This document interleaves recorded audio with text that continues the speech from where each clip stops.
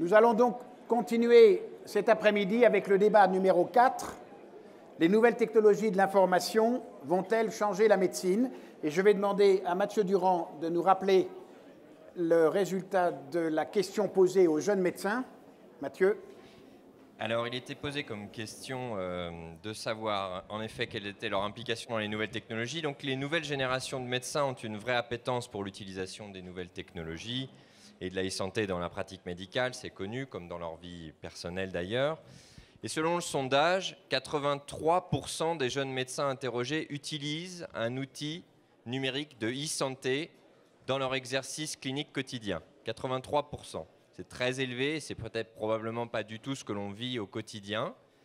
Et la question au fond pourrait donc se poser ainsi, est-ce que les GAFA peuvent changer les pratiques des médecins aujourd'hui ou faut-il attendre le renouvellement générationnel pour une généralisation de l'utilisation de ces nouveaux outils numériques? Et pour répondre à cette question, le modérateur Caroline Fayet va venir inviter ces différents. Voilà, merci. Donc, on va demander à Nicolas Bouzou, Éric Cornu, Pascal Sampé et Isabelle Vitali de venir à la table, le modérateur étant Caroline Fayet.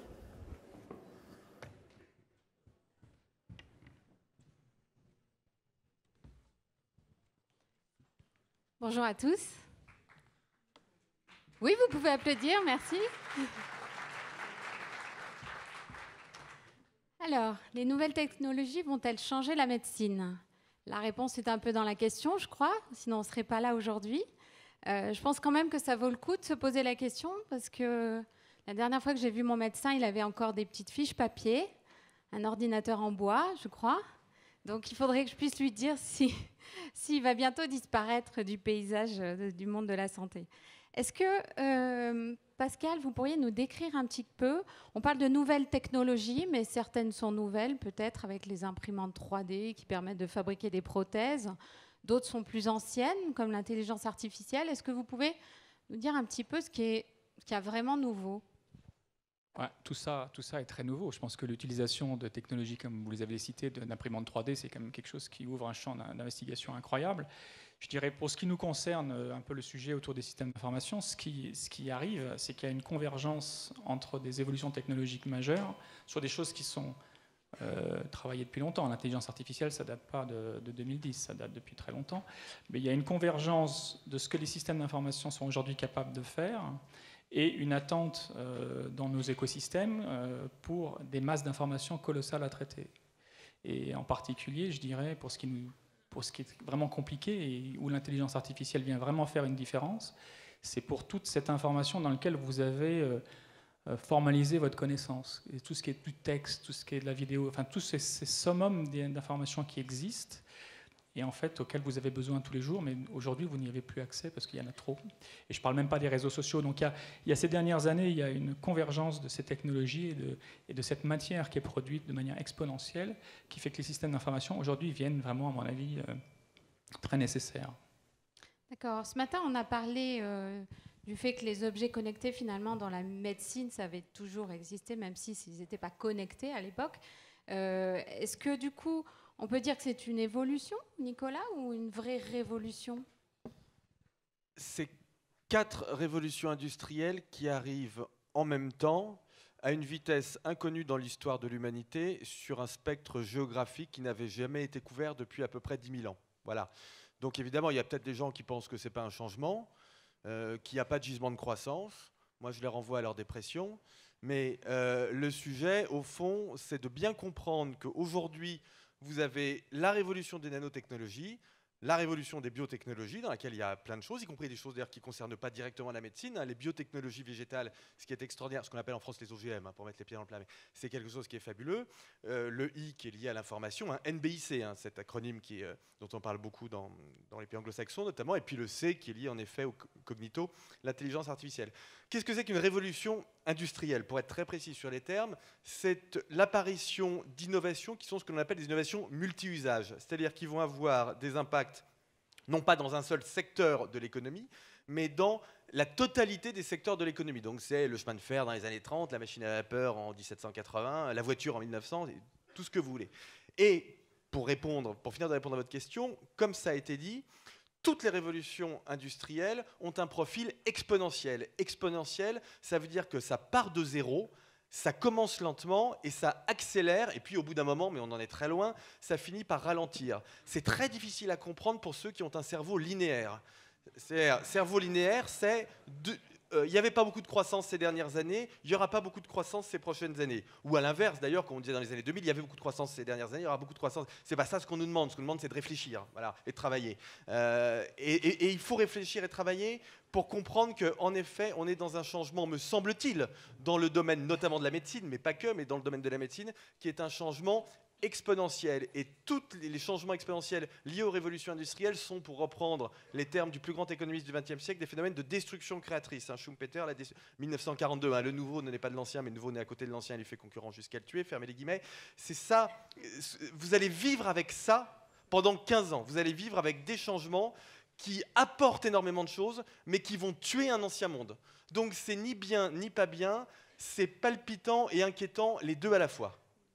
Et là, en ce moment, on est bien dans la phase d'accélération. On est, oui, je pense, au début de la phase d'accélération, notamment dans le domaine de l'intelligence artificielle. Voilà, c'est ce qu'on appelle la loi de Moore. Vous connaissez tous le principe de la loi de Moore. La puissance des microprocesseurs double tous les ans. Vous connaissez l'histoire du jeu d'échecs. En 2 mots, vous savez, on invente le jeu d'échecs parce que c'était embêtant de jouer au dé et à pile ou face. Donc on invente le jeu d'échecs et le vizir dit à son sujet, je vais te récompenser 64 pièces d'or. Le sujet lui dit non, je préfère un grain de blé sur la première case, 2 grains de blé sur la deuxième, 4 sur la troisième, 8 sur la quatrième, 16 sur la cinquième, etc. Sur la 64e case, vous avez 10 siècles de production mondiale de riz.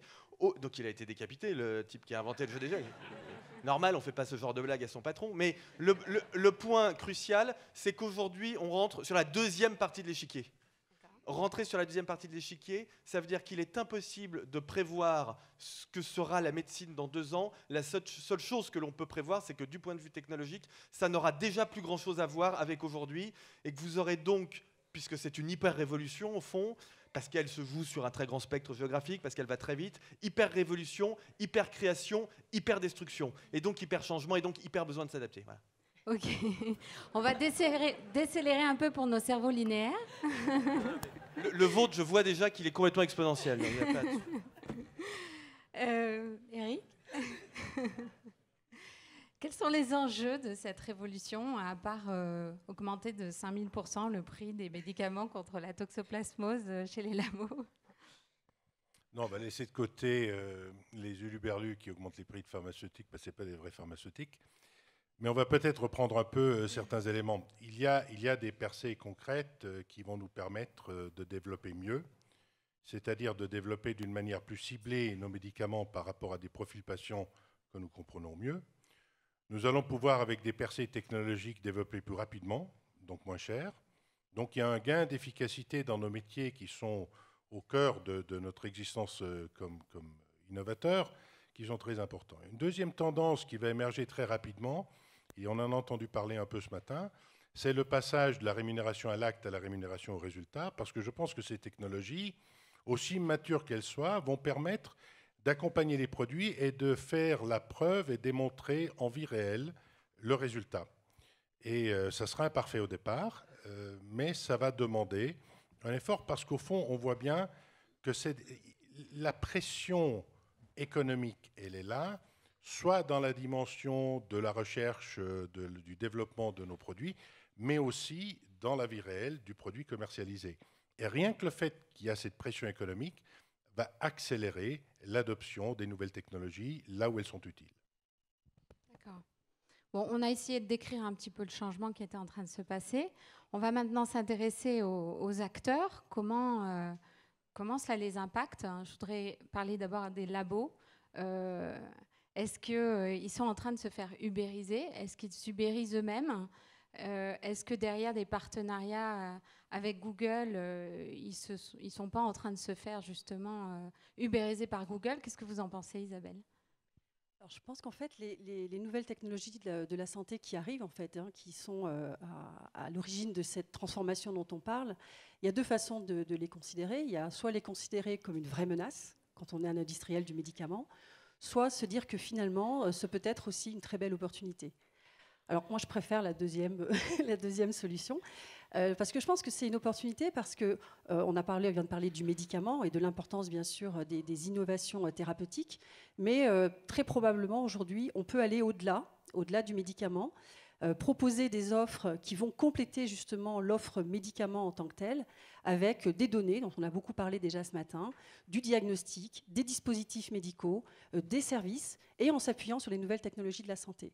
Alors nous, en tant qu'industriels, ça va nous demander quelques efforts quand même, parce que nous ne sommes pas spécialistes de ces nouvelles technologies, et nous ne le serons jamais. Ça va nous pousser, et encore une fois, moi j'y vois un intérêt très, très fort, à travailler avec de nouveaux acteurs qui entrent d'ailleurs dans l'écosystème de la santé, donc des spécialistes, des experts de la télémédecine, des objets connectés dont on parlait aussi ce matin, des logiciels thérapeutiques, de l'intelligence embarquée, pourquoi pas de la robotique, de la domotique. Ça nous demande donc de reconsidérer en fait l'ensemble de notre écosystème avec une obsession malgré tout qui doit être toujours la nôtre, c'est la valeur.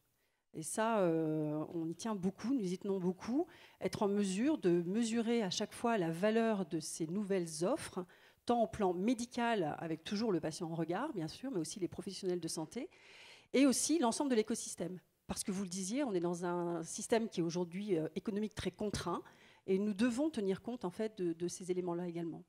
Mais vous innovez de l'intérieur ou vous innovez avec l'externalité, avec toute cette façon nouvelle de faire de la recherche? Ça se passe où concrètement Alors, ce qui est aussi très important, on échangeait juste avant de rentrer sur le plateau, c'est faire des choses concrètes. Donc, ce que nous avons enclenché en fait chez Roche, c'est effectivement des choses très concrètes, en allant travailler avec ces experts dont je vous parlais, des grands groupes, des groupes de taille moyenne et aussi des start-up ou des communautés collaboratives scientifiques un petit peu différentes. Par exemple, on a enclenché un partenariat avec la PAIAS, que certains d'entre vous connaissent peut-être, pour mettre en place un programme de recherche scientifique pour mieux comprendre en fait l'épidémiologie en France sur la base de l'open big data, c'est-à-dire ce qui est aujourd'hui les données accessibles, et en faisant appel à... alors pourquoi la PAIAS? Parce qu'en fait, c'est d'abord un acteur nouveau, qui, à notre sens, en tout cas à mon sens, compte énormément, enfin compte déjà dans le domaine de la santé, et qui a cette capacité à mettre ensemble des acteurs pluridisciplinaires. Parce que la santé aujourd'hui, ce n'est pas que les professionnels de santé et la pharma, c'est aussi les économistes. Il y a des vraies questions juridiques qui se posent avec la data.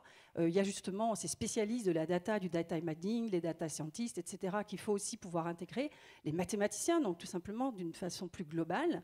Et voilà, et il nous semble extrêmement important aujourd'hui d'être en mesure de travailler avec l'ensemble de cet écosystème. Donc changer aussi, changer nos façons de procéder, nos comportements, et ça passe aussi par l'état d'esprit. Hein. Voilà. Chez Novartis aussi, il y a eu un avant et un après. Je peux peut-être narrer quelques expériences que nous avons eues quand nous avons commencé à travailler avec Google sur Intelligent Lens. C'est quand même un choc incroyable. Vous avez des gens qui ont passé 10 ans à faire des études de pointe, qui sont des spécialistes dans leur domaine bioscientifique et qui sont sur un cycle d'une dizaine d'années, comme on mentionnait ce matin, et vous avez en face des gens qui, à la fin de la réunion, vont vous dire on aura un prototype dans 3 mois. Et puis le prototype est là dans 3 mois, on va parler, attendez, le prototype il est pas mal, mais on va le changer, on va avoir un autre prototype dans 2 mois parce que ça va être plus vite, etc. Et puis nous sommes dans la logique que l'étude clinique va produire un premier set de résultats intermédiaires au bout de 3 ans. 3 ans. Et donc il y a un choc qui est rafraîchissant, il fait peur au début, on est un peu dans cette logique, mais qui, au fond, nous interpelle parce que c'est la réalité de demain. Ces technologies vont conduire à une accélération, et comment un acteur qui est dans ce domaine de la médecine, de la biologie, avec des cycles d'innovation qui sont beaucoup plus longs, comment allons-nous faire face à cela? Et c'est là où je suis peut-être un peu plus prudent sur comment seront les entreprises d'avenir. Je ne suis pas certain qu'une entreprise pharmaceutique sera ce qu'elle est aujourd'hui. Parce que quand même, le gisement de valeur qui est contenu dans l'intelligence, dans les données, etc., va représenter soit une concurrence, soit un allié, voire même un nouveau métier pour nous. Et c'est vrai que ça va un peu dans le sens de ce qui était évoqué avant. Imaginez comment cela sera. Nous ne pouvons pas le faire. Nous pouvons déceler des trends, nous pouvons essayer de suivre, essayer d'apprendre, d'expérimenter. Mais il faut garder une certaine agilité, une certaine curiosité. Et c'est là que les structures et les cultures sont difficiles. Oui, vas-y, Nicolas. Je viens dire un mot par rapport à ça. Je crois qu'il y a quelque chose qu'il va falloir on parle beaucoup d'innovation, hein, évidemment, et on parle tellement d'innovation que moi, je n'en parle plus, parce que le terme est complètement déprécié, si vous voulez. Hein. Je sortais de mon parking Vinci ce matin. Vinci innove en diffusant de la musique. Mais bon, il y a un moment... Non, mais vous ne pouvez pas raconter n'importe quoi, si vous voulez. Et alors moi, je voudrais réhabiliter un terme, notamment pour les grandes entreprises, qui n'est pas du tout un terme tabou, qui est celui d'imitation. Pourquoi ? Parce que innover quand vous êtes une très grande entreprise, c'est difficile. Pourquoi c'est très difficile ? Tout simplement parce que vous avez une très grande structure, qui est une structure qui a fabriqué sa bureaucratie, ce qui est tout à fait normal, il n'y a pas à avoir honte de ça. Elle a développé des compétences, mais elle est aussi en quelque sorte victime de ce que dans ma corporation on appelle des dépendances de sentier. Ce qu'on veut dire par là, c'est qu'elle est sur une voie et il n'est pas facile d'en changer. Donc à la limite, quand je vous entends dire c'est passionnant ce que vous dites, parce qu'au fond, ce décalage entre Google et Novartis, je ne suis pas sûr que ce soit un véritable problème pour Novartis, et j'aurais presque tendance à dire, Google n'aura pas raison sur tout, Google va réussir beaucoup de choses, Google va rater beaucoup de choses, ils ratent beaucoup de choses, ils ont aujourd'hui tout un tas de problèmes, hein, Google, c'est pas... L'entreprise super puissante qu'on imagine, c'est plus compliqué que ça. Hein. C'est une entreprise qui, sur son cœur de métier, par exemple, le moteur de recherche, perd beaucoup de parts de marché. Donc, c'est une situation plus compliquée qu'on ne veut bien le dire. Et il me semble que ce qui va faire véritablement l'avantage concurrentiel d'une grande entreprise, par exemple pharmaceutique, c'est d'être ouvert à 360 degrés. Alors, révolution, ça veut dire ça d'ailleurs. Révolution, ça veut dire un tour sur soi. Et c'est d'être ouvert à 360 degrés, d'être capable de repérer les bonnes idées et d'être suffisamment agile. Je suis entièrement d'accord avec vous.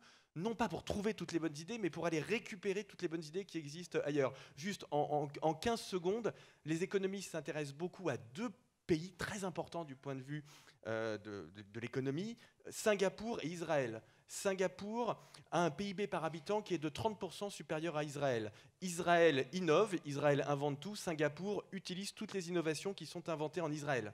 Voilà. Comme dit mon fils, la meilleure place, c'est 2 ou 3e de la classe. Il est malin. Oui, il dit ça un peu pour justifier, j'ai compris.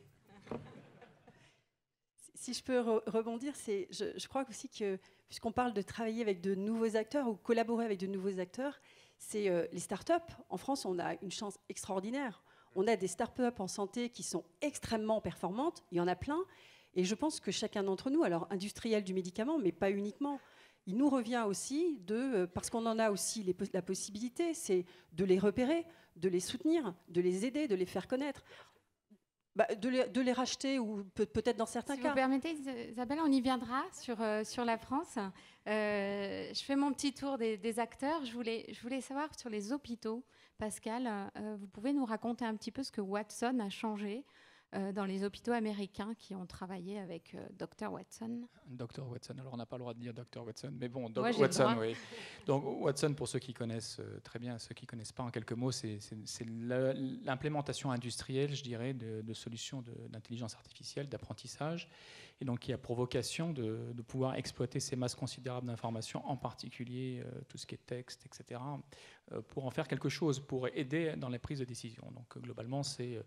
vous affranchir de lecture de milliers d'ouvrages et pour en tirer la substance scientifique moelle et dans un système un peu de conseil. Donc en effet, ça a été mis en œuvre dans un certain nombre d'hôpitaux aux États-Unis. On a des grands projets très emblématiques dans le domaine du cancer que vous avez probablement vu avec le même Sloan ou avec MD Anderson au Cleveland Clinic. Donc toujours dans cette logique d'accompagnement du médecin dans une prise de décision. Donc on ne va pas faire un laïus sur Watson, et juste pour ceux que ça intéresse, il y a plein de choses sur le web. Mais ce qui est intéressant, parce que c'est tout à fait révélateur de ce qu'on dit depuis tout à l'heure, c'est-à-dire que ce qu'on voit comme transformation, c'est qu'on a un ensemble de grands acteurs et de petits acteurs qui, cette notion d'écosystème se met vraiment en place. Et je pense que ça, c'est ce qui est très caractéristique de ce qui est en train de se passer en ce moment. Vous parlez de Google, IBM, tous les grands acteurs de l'informatique, tout le monde se demande, mais qu'est-ce qu'ils viennent faire dans la médecine ? Ce qu'ils viennent faire dans la médecine, parce qu'ils développent des technologies qui trouvent une parfait écho dans la santé. Et c'est en arrivant à construire ces écosystèmes qu'on va arriver à faire des choses. Il y a des écosystèmes qui sont pour le bénéfice du patient, qui créent aussi un marché, qui créent des nouveaux business, qui nous créent de nouveaux services. Enfin, c'est ça, on est vraiment dans la phase complètement exponentielle du truc, parce qu'on commence à comprendre qu'une boîte pharmaceutique, elle peut tirer beaucoup d'informations de ce qui existe déjà dans son industrie, dans d'autres industries. Et là, je reprends tout à fait le point de Nicolas, l'innovation, c'est souvent de la répétition, mais il faut qu'à un moment donné, que la technologie soit mûre, c'est-à-dire qu'elle arrive là et qu'elle trouve son exploitation pour qu'elle soit viable dans beaucoup de silos. Et l'intelligence artificielle, c'est ce qui est en train de se passer partout. Et pour rester sur Watson, est-ce qu'on peut imaginer justement qu'une start-up reprenne la technologie de Watson, en fasse une app et qui fait que quand je vais chez mon médecin, j'ai déjà fait mon diagnostic sur mon mobile avant d'y aller. Et déjà qu'il y avait les forums santé, du coup j'arrivais chez mon médecin, je savais à peu près ce que j'avais.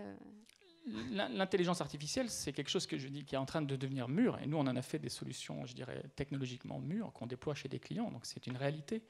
En revanche, ce qu'on fait aussi, c'est que toutes ces technologies, elles sont complètement ouvertes. Et donc, en tout cas, la stratégie que l'on porte, c'est de se dire, nous, on n'a pas l'ambition d'être partout. En revanche, on a des technologies qui peuvent être utiles. Donc, on a tout un ensemble d'écosystèmes. On a, je crois, aujourd'hui, pas loin de 400 petites PME qui, aujourd'hui, développent leurs applications en embarquant des services cognitifs, puisque c'est le mot à la mode, qui sont en fait des modules d'intelligence artificielle. Donc c'est ça qui est en train de se passer, c'est qu'il y a ces écosystèmes se construisent et se nourrissent, et je pense, moi, que c'est une bonne chose, parce que ça amène de la diversité, et ça a beaucoup d'agilité dans le système. Ok. Donc vous faites votre business avec toutes ces applications. Moi, je suis patient.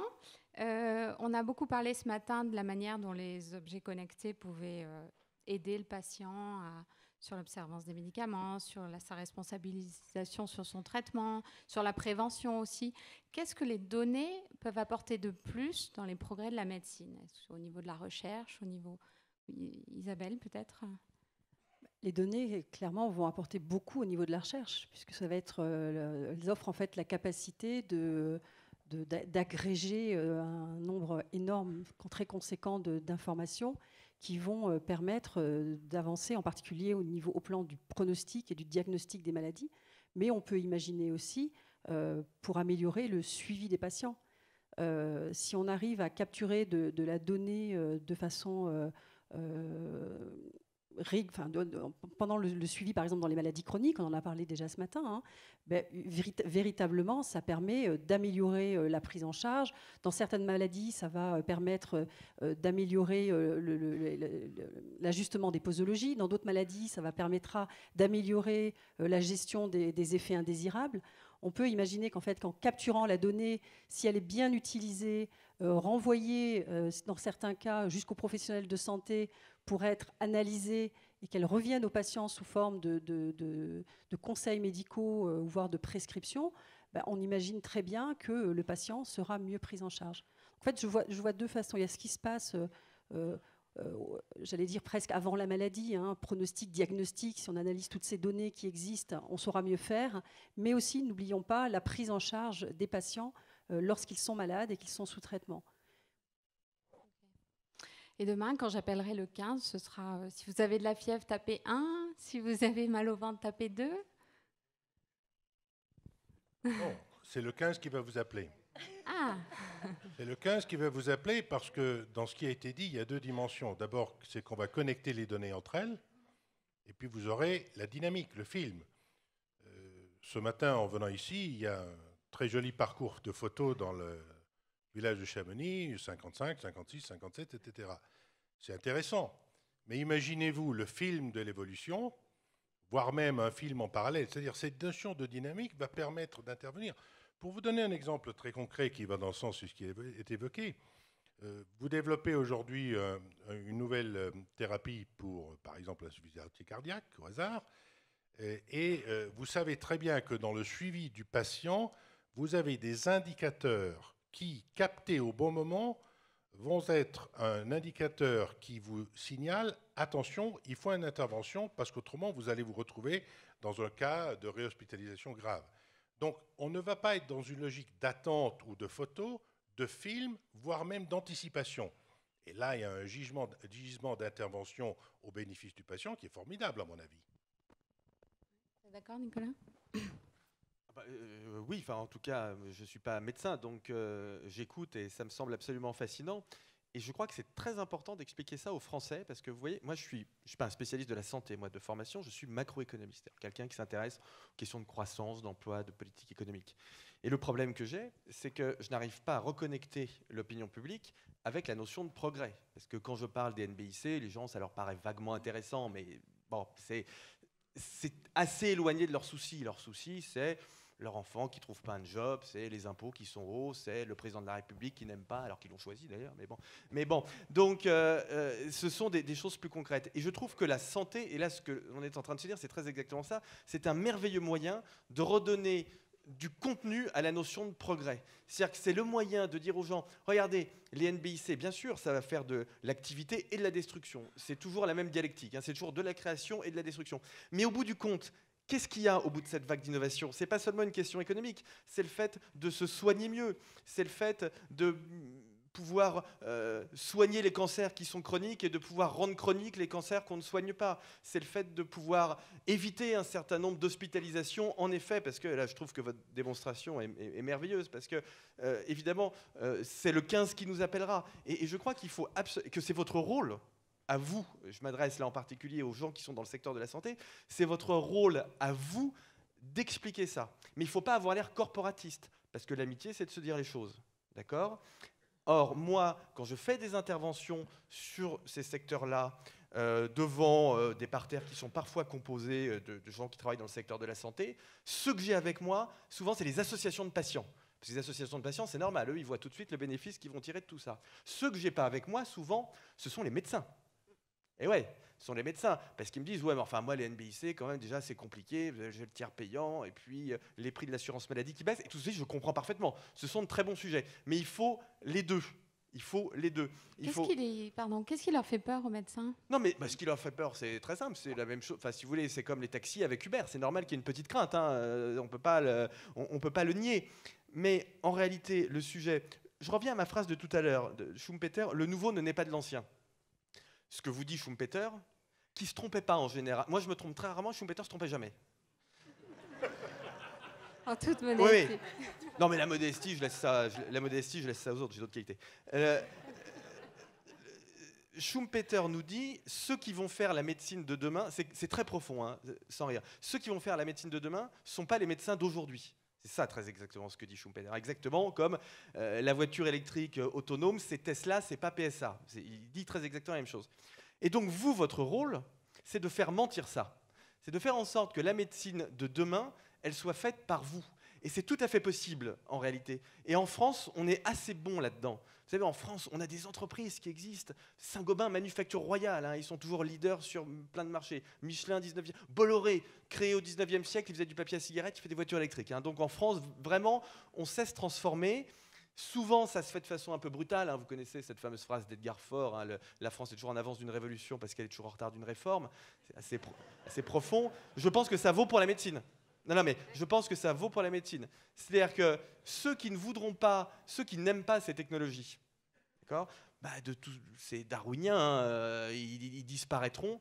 Mais je pense que pour ceux qui les aiment, ce sont des outils qui sont extraordinaires. Parce que pourquoi est-ce qu'on fait médecin? Pourquoi est-ce qu'on dirige un hôpital?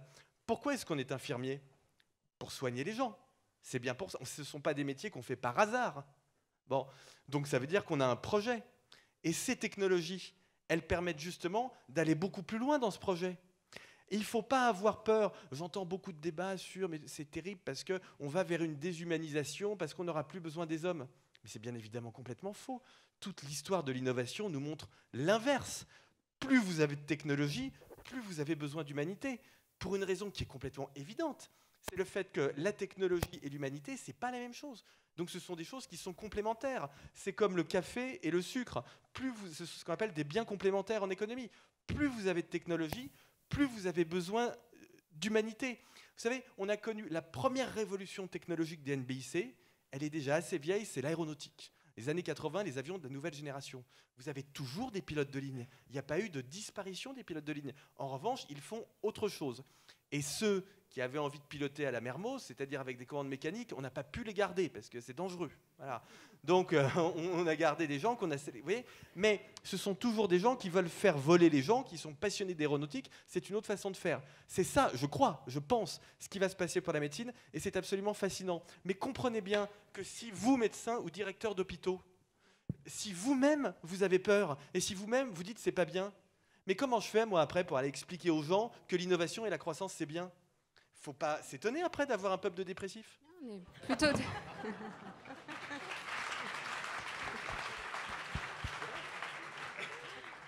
Oui, Isabelle, vous vouliez compléter? Oui, je ne sais pas si j'ose compléter. Non, ce que je voulais dire, c'est que dans les échanges que je peux avoir avec des médecins, je pense que souvent, la peur vient du fait qu'ils ne savent pas. Qui ne savent pas. Donc, quand on ne sait pas, on a peur. Donc, ils ne savent pas aussi, comme chacun d'entre nous d'ailleurs. Hein. Donc, encore une fois, je reviens à cet aspect de co-construction. Je crois que toutes ces nouvelles solutions dont on parlait, suivi de patients insuffisants cardiaques, suivi de patients diabétiques ce matin, pourquoi pas suivi de patients atteints d'un cancer, probablement il faut construire aussi avec les médecins. Parce que c'est eux qui savent aussi à quel moment il faut vraiment l'action et l'interaction entre le médecin et son patient, l'interaction physique, et qu'il n'ait pas effectivement cette sensation toujours que la technologie va rompre ce lien entre le médecin et son patient. Donc je pense que c'est vraiment les inclure dedans. Et puis je terminerai simplement aussi sur le fait que ce que je trouve très dommage, c'est que c'est la carence d'éducation qui existe pour les jeunes médecins. C'est-à-dire aujourd'hui, dans les facs de médecine, il y a quelques formations, on ne va pas dire qu'il n'y en a pas du tout, mais c'est rare.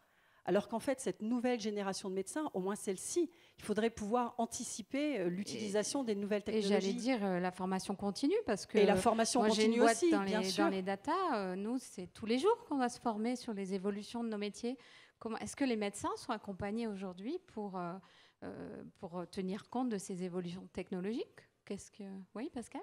Moi, je pense qu'il y a déjà un facteur qui va accélérer le truc, c'est le patient. Parce que le patient, lui, il n'a pas attendu. Le patient, on est en train de se prendre la tête entre la sécurité des données, etc. Tout ça, c'est tout à fait respectable. Je respecte parfaitement bien. Mais les patients, aujourd'hui, ils sont en attente. Ils sont tellement en attente qu'ils mettent des dossiers patients en ligne, ils collectent. Ils ont une pathologie, ils sont toute la journée avec cette pathologie, donc ils se renseignent et ils arrivent chez le médecin. Je suis sûr qu'un certain nombre dans la salle ont eu cette expérience avec des patients qui leur amènent leur carte génétique, leur machin, leur truc, les dernières publications. Le médecin, il est en difficulté là, parce qu'il n'est pas en capacité de traiter ça. Et on voit ça dans d'autres industries, hein, je vous rassure, ce n'est pas que la santé. Voilà. Donc ça, je pense que c'est un accélérateur et il faut que les médecins soient à l'aise. Et vous avez raison, la formation n'existe pas. Et nous, en tant qu'entreprise, on fait ça. On est assez présent, alors pas encore assez en France, mais assez présent dans les cursus universitaires. Parce que pour la petite histoire, derrière, on a aussi besoin d'experts. On a aussi besoin de médecins qui connaissent ces industries-là. Donc c'est un système qui doit se nourrir. Donc il y a un intérêt commun. Mais c'est vrai qu'il y a un déficit énorme.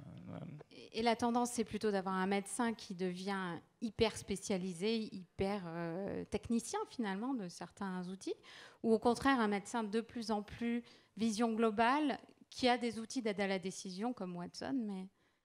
Je dirais, oui, il y a tout ce débat sur ce que ça va remplacer le médecin, et je suis d'accord, autour de cette table, ça ne remplacera jamais le médecin.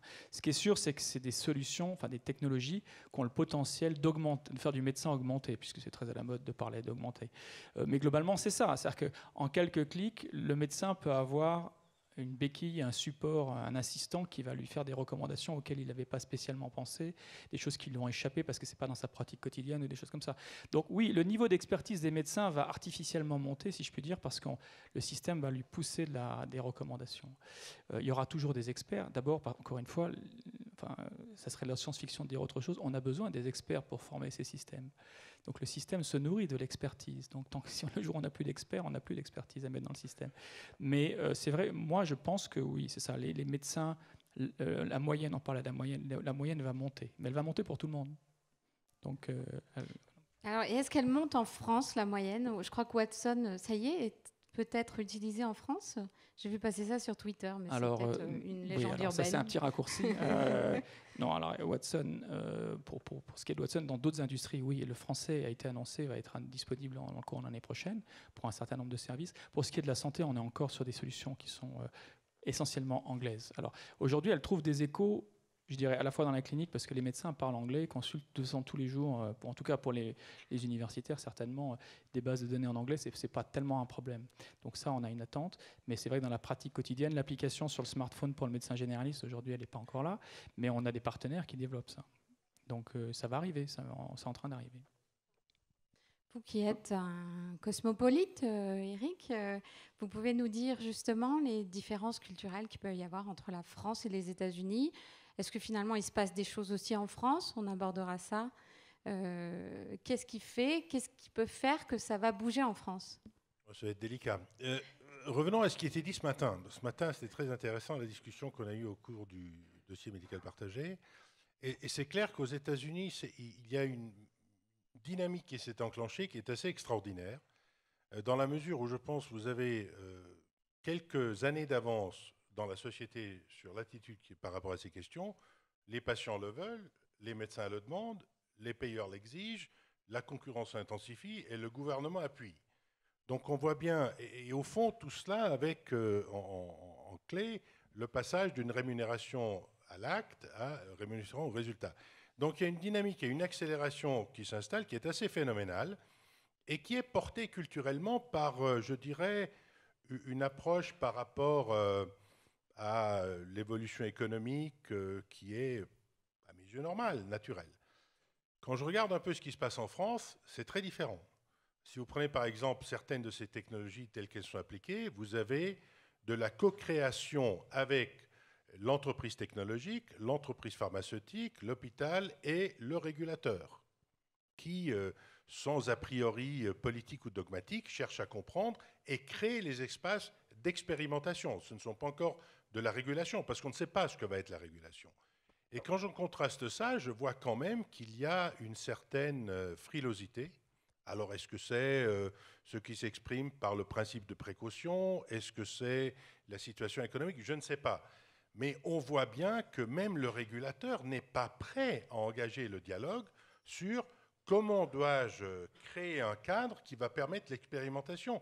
Les startups, c'est très bien, mais à un certain moment, il faut que ça devienne une réalité industrielle. La startup aux États-Unis, qui, en dialogue avec la FDA et 2-3 acteurs, règle le problème, crée un espace d'expérimentation, a accès à un marché de 300 plus millions de consommateurs. Ça devient une réalité économique, ça s'améliore, et c'est ensuite un vrai produit.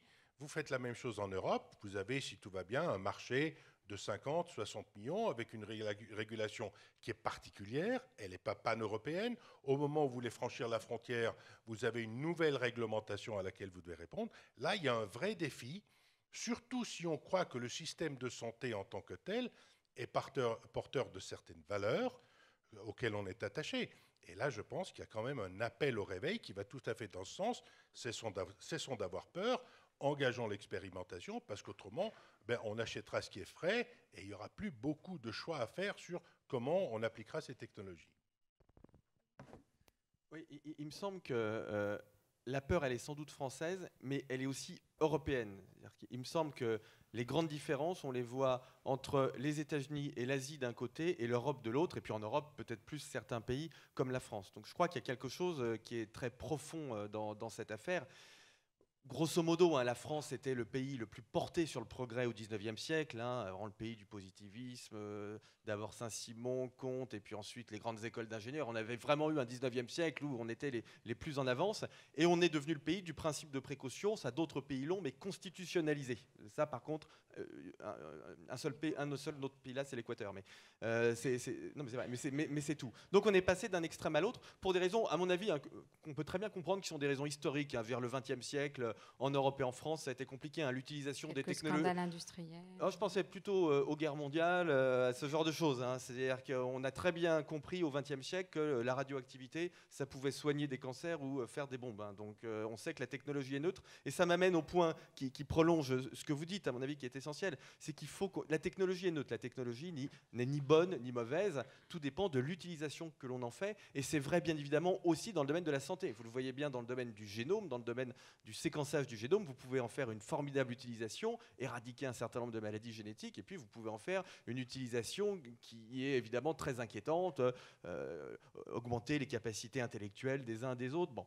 Et ça, il faut qu'on ait absolument une réflexion sur l'éthique. Alors il y a un comité d'éthique en France qui, je trouve, fait des travaux très, très intéressants, mais il faut... Et d'ailleurs, je pense que cette réflexion, elle doit être européenne, parce que ces valeurs, elles sont européennes en réalité. Et donc, il faut faire un énorme travail sur l'éthique au niveau européen pour que l'on puisse dire aux gens, on va aller très très vite, on va aller très vite sur l'intelligence artificielle, sur le neuro-enhancement, sur la génomique, sur la biologie moléculaire. On va accélérer là-dessus, mais les gens, il faut les rassurer. Et ça, c'est complètement normal, surtout en Europe, vu notre XXe siècle. Donc, il faut des garde-fous éthiques de l'autre côté. Et là, je pense qu'il faut qu'on ait une réflexion très structurée, et je pense même que ça peut vraiment faire de l'Europe le continent de la santé au XXIe siècle, c'est-à-dire vraiment le continent dans lequel on aura la technologie, notre contrat social, si on le gère bien, nous permettra d'être relativement équitable, si on fait des réformes, mais là c'est question du réforme de la sécurité sociale, etc. C'est pas le sujet d'aujourd'hui, mais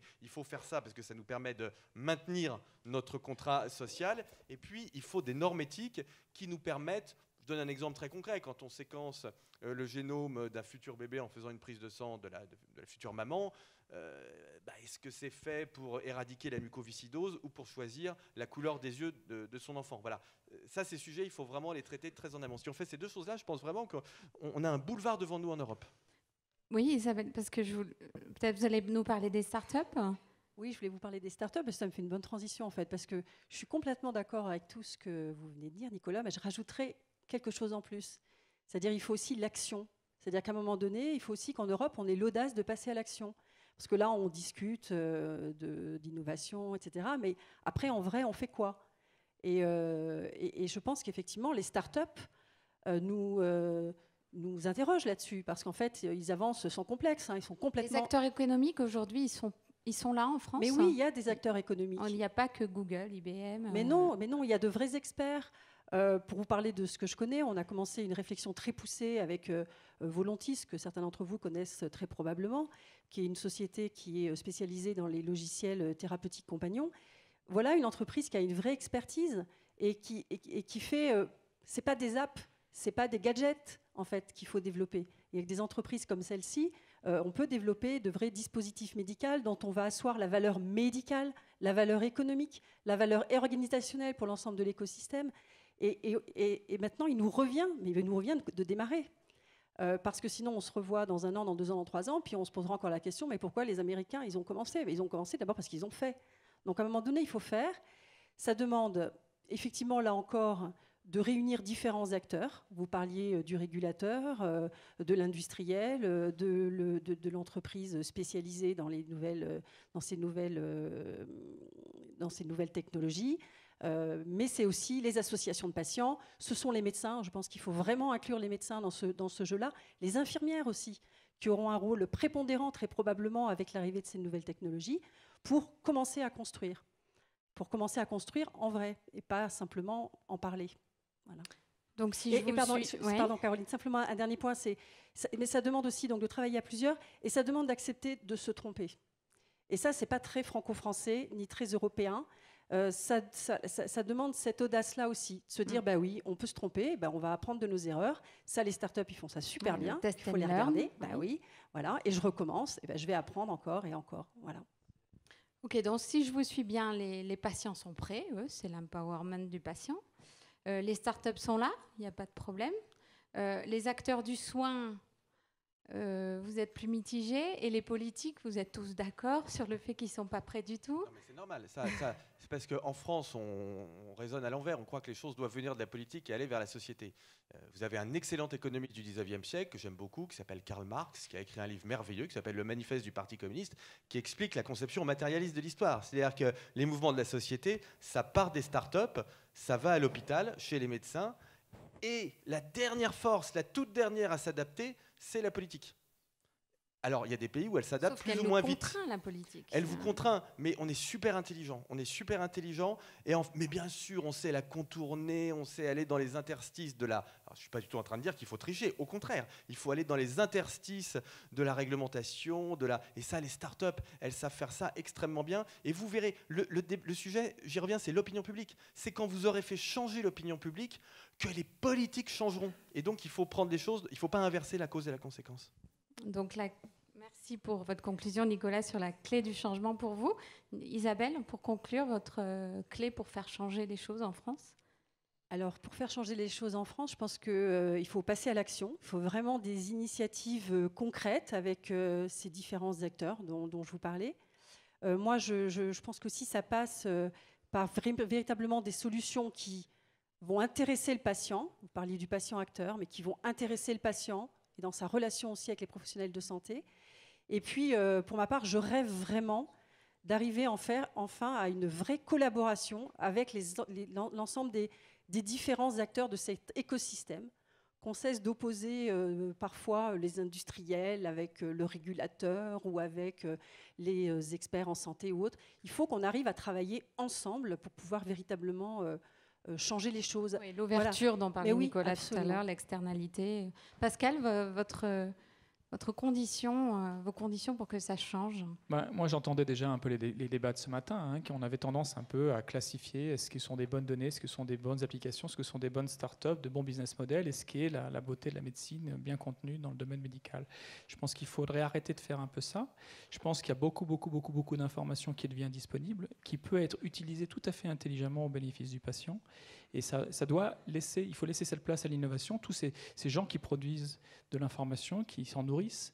Et c'est en faisant ça, en permettant ça, qu'on va trouver des nouveaux modèles, des nouvelles façons de prendre en charge le patient et d'amener un vrai service. À partir du moment où vous amenez un vrai service, vous savez exploiter bien cette information qui est disponible, les gens reconnaissent tout de suite, les médecins prendront parce que ça va les aider dans leur métier, les patients souscrivront parce que ça leur amène un bénéfice dans leur quotidien, les structures qui payent s'y retrouveront parce que quelque part, on diminuera, comme on le dit, les réadmissions, etc. Et évidemment, le gouvernement suivra. Parce que, voilà. Donc il faut débrider un peu ça. Je pense qu'il faut essayer de penser un peu très ouvert. Quand le mot open data, etc., c'est très à la mode, mais j'attends qu'on le fasse. J'aimerais bien le voir. Parce que je pense que c'est quand même... On a parlé d'open innovation aussi. Ouais. Voilà. Non, mais l'open innovation, elle va se faire en travaillant... Enfin, c'est un peu... simpliste ce que je dis, mais globalement, ces notions d'écosystème, c'est une vraie réalité, c'est comme ça qu'il faut le faire. Et il faut être capable de capitaliser sur ça. Et surtout, il faut être capable d'en transformer rapidement quelque chose. Et j'aime bien cette idée il faut accepter l'échec, parce qu'il faut aussi, ça permet aux gens de prendre des risques. Donc il faut très rapidement être capable de montrer qu'il y a des choses qui sont vraiment bénéfiques en l'occurrence, pour ce qui nous intéresse aujourd'hui, le patient. Voilà, et là, après, ça partira tout seul. Eric? Je pense deux dimensions extrêmement concrètes. J'aimerais bien voir une table ronde en France dans les 3 mois, lancée par l'agence sous le patronat du ministère, qui réunit les industriels, le monde médical, quelques start-up et les technologies, pour définir les champs d'expérimentation en France. Ça serait très concret et ça permettrait déjà d'influencer un peu la culture. Et puis surtout, ensuite, travaillons tous ensemble, parce que très concrètement, qu'est-ce qu'on dit là? C'est que si on ne le fait pas, nous volons à un patient l'espoir d'une vie en meilleure santé, voire même dans certains cas de survie. Nous n'avons pas le droit. Au contraire, notre obligation, c'est de rendre la beauté de la vie une réalité pour chaque patient. Merci. Il nous reste encore 4 minutes, donc je ne vais pas conclure sur ces belles paroles, néanmoins. Est-ce que du coup, on aurait pu penser que ça allait trop vite et qu'on n'a pas le temps d'adapter la régulation, de se poser les bonnes questions sur l'éthique? À vous écouter, finalement, vous avez envie que ça aille vite? Mais ça doit aller vite parce que c'est dans la nature même de ces nouvelles technologies. Et c'est pour ça qu'il faut qu'on comprenne, c'est ce qui a été dit, c'est la capacité de l'erreur, mais c'est aussi pour ça qu'on doit créer la réglementation pour l'expérimentation. Il faut que le citoyen, le patient, ait confiance. Donc il faut qu'il sente que quelqu'un soit là pour la gouvernance. Mais ça ne peut pas être une gouvernance qui fige, qui gèle. Ça doit être une gouvernance qui permet l'expérimentation, qui prévoit une réévaluation au bout d'un certain moment, une adaptation, parce que ce que nous allons réguler aujourd'hui ne sera peut-être pas valable dans 18 mois ou 2 ans. Non, simplement, ce que je voulais dire, c'est bien sûr qu'il faut aller vite, parce que les nouvelles technologies, ce n'est pas le futur. Les nouvelles technologies, c'est maintenant. Donc oui, bien sûr, il faut aller vite, il faut faire des choses. Ça, c'est très important parce que les gens ont souvent l'impression qu'on parle de science-fiction, mais non, on est au début, on ne parle pas de l'avenir, on parle du début de quelque chose, ce qui est radicalement différent. Ce que je voulais dire, c'est que tout ceci est possible dans le cadre en fait, du principe de précaution. C'est-à-dire que le problème du principe de précaution en France, c'est son interprétation. Mais si vous le lisez attentivement, vous voyez qu'en réalité, les marges d'interprétation à l'intérieur du principe de précaution sont beaucoup plus larges qu'on ne le pense. C'est pour ça que je suis plutôt défavorable. Je ne suis pas défavorable à la suppression du principe de précaution, mais je sais que ça ne se fera pas. Donc je suis bien obligé de trouver autre chose. Et je pense que ce principe de précaution, il faut le réinterpréter comme un principe de prudence. Vous trouvez ça merveilleusement expliqué chez Aristote, la différence entre la prudence et la précaution. La précaution porte sur les fins, je ne fais pas. Je refuse l'intelligence artificielle au cas où elle deviendrait dangereuse, ça c'est la précaution. La prudence porte sur les moyens. Je fais les choses, mais je les fais prudemment. Et ça, au passage, c'est une vertu millénaire. Hein. Vous retrouvez ça, c'est les vertus cardinales de Platon. Et je pense qu'avoir en tête cette prudence et pas la précaution, je pense que c'est un état d'esprit qui est très fécond pour essayer de réfléchir à la façon dont on pourrait justement avancer dans le système de santé ces prochaines années. Oui, moi je conclurai juste par rapport à ça, c'est que la prudence, il faut pas, ça bloque. Et on parlait toujours d'ubérisation de la médecine. Je ne crois pas que ce soit aujourd'hui une actualité, mais quand même, il y a des gens qui vont faire ailleurs, et les patients vont se retourner vers ça. Et donc, si on veut accompagner cette tendance, il faut le faire. Enfin, moi, je vois dans notre pratique, on a créé des solutions d'aide à la décision aux États-Unis qui sont utilisées par les hôpitaux à Bangkok ou au Pérou. Bon, c'est Bangkok, c'est le Pérou, c'est pas la France. Mais on voit bien qu'à un moment donné, il y a des gens qui vont se positionner comme des sachants. Et ce savoir, il va être diffusé dans le monde, et le monde est ouvert. Donc il faut quand même garder ça. Donc il faut vraiment y aller, et je pense que la France, elle a des vraies capacités. Si elle ne sait pas les transposer dans quelque chose qui a de la valeur et qui est vu de manière globale, c'est d'autres personnes qui vont le faire. Voilà. Finalement, elle a peut-être le bon cadre pour innover en gardant ce principe de prudence et donc en se posant les bonnes questions au fur et à mesure. On a peut-être finalement les bonnes conditions. Il faut quand même simplifier les choses. Hein. Enfin, je veux dire, je veux pas non plus qu'on tombe dans l'excès inverse. C'est-à-dire qu'il faut être prudent, mais enfin, le choc de qu'on a fait d'ailleurs, mais choc de simplification, on l'a fait, sauf que ça n'a pas marché parce que oui, si on l'a fait, on est passé sur une base 100, je vous le fais en 10 secondes, on est passé de 100 lois et règlements à 80 lois et règlements, sauf qu'en fait, il y en a 120 parce qu'on en a remis 40 dans l'intervalle. Donc c'est un problème non pas de stock, on baisse le stock, mais le flux est rapide. Donc il faut tarir la source en réalité. Non, mais c'est très vrai, hein, des nouvelles lois et réglementations. Mais le choc de simplification a été merveilleusement bien fait, sauf que, ça y est, il est déjà complètement effacé. Je vous remercie tous les quatre.